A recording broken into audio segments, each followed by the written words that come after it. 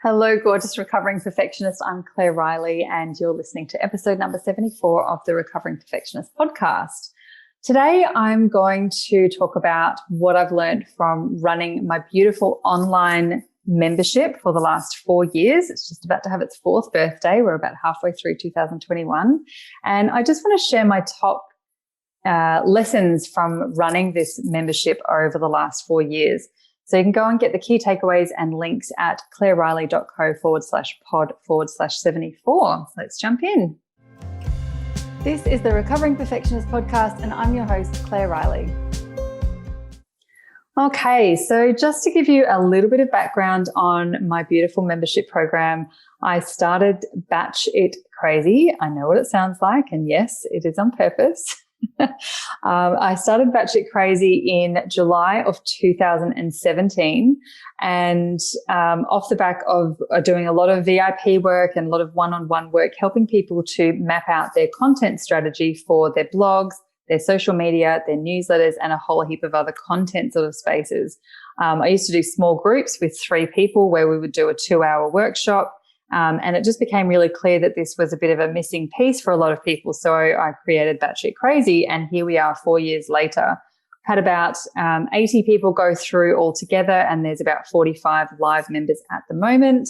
And we've had a few people who have come in for a few years and then left for a little while and then have come back, which always really warms my heart, because people who've left and still love it enough to come back, I think speaks a lot about the culture and the quality and the value of Batch It Crazy for the members. So when I first started Batch It Crazy, it was really supposed to be something that was heavily geared towards blogging and social media and that sort of thing, and it's really grown from there. So as I said, we're coming up to 4 years now. We've had quite a lot of people come through.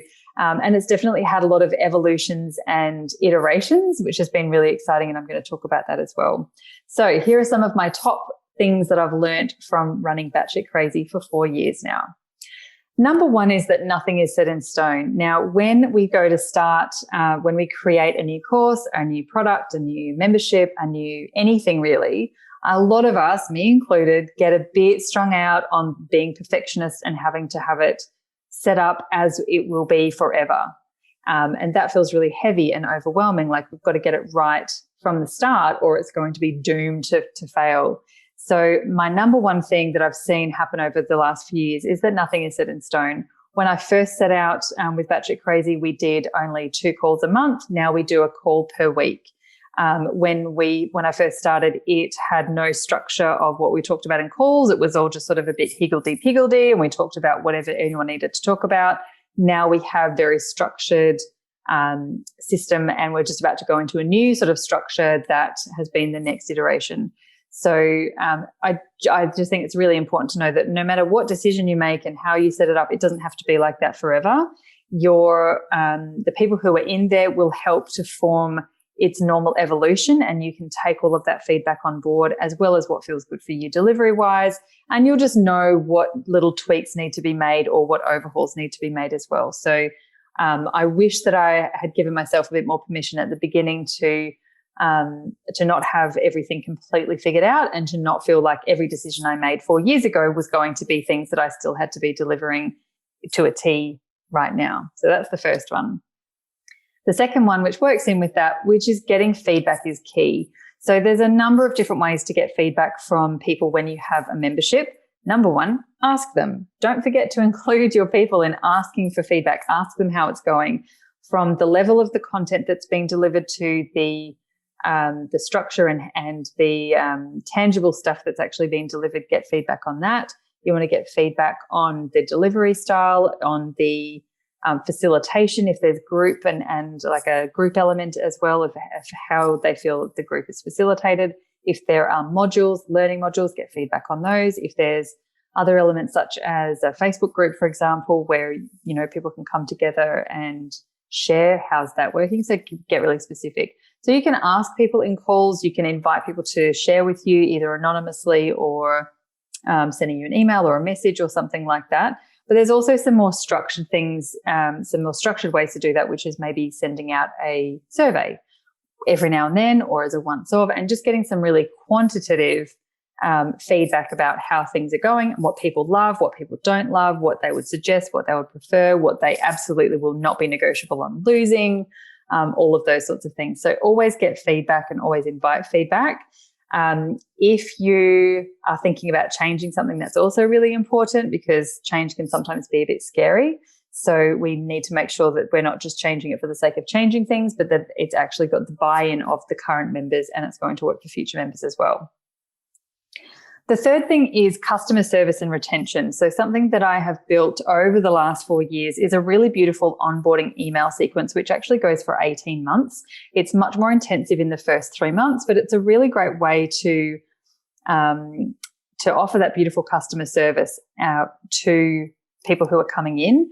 Because people come in usually during a promotional period, often with a discount and that sort of thing, I want to make it really, really easy for them to get started straight away and to not feel like they are too scared or worried about asking questions that they think they should know the answer to. So I want to preempt that as much as possible and offer a beautiful customer service to these people who've entrusted me to teach them and give them structure and give them support in this space of content creation.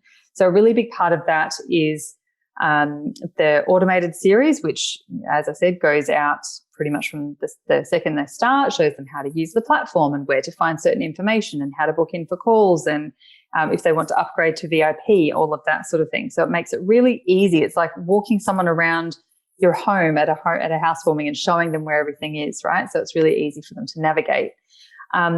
This comes from a place of obviously wanting to create a beautiful space and create a really supportive experience for them. But also it makes my job a lot easier because those people are more likely to stay long term, and retention, as we know, is much better than acquisition.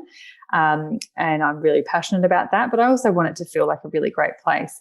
I also have some manual mechanisms kind of built into the membership where if someone's joined and I haven't seen them on a live call for a while, I can manually reach out and just, send a PM or an email just to say, hey, how you going? Do you need a hand with anything? It's really important to me that people haven't paid money and then never get any value out of it, right? So I definitely think having some of those sort of elements in your membership or course is really important.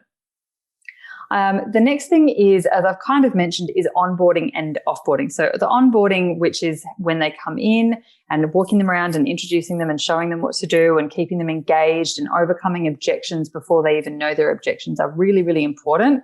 It saves time for me and for them, but it also means that they're beautifully supported and they've got, that hand-holding sort of situation.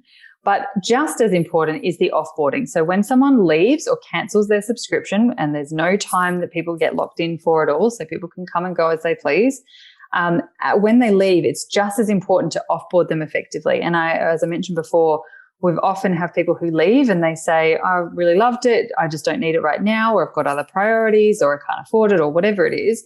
And people often say, but I'll be back. And I used to think, no, you won't. And I used to get really down about it. But then I started seeing that people actually did come back when they were ready to rejoin, or they were ready to prioritize content, or they needed some support, even if it was just short term again, they kept coming back.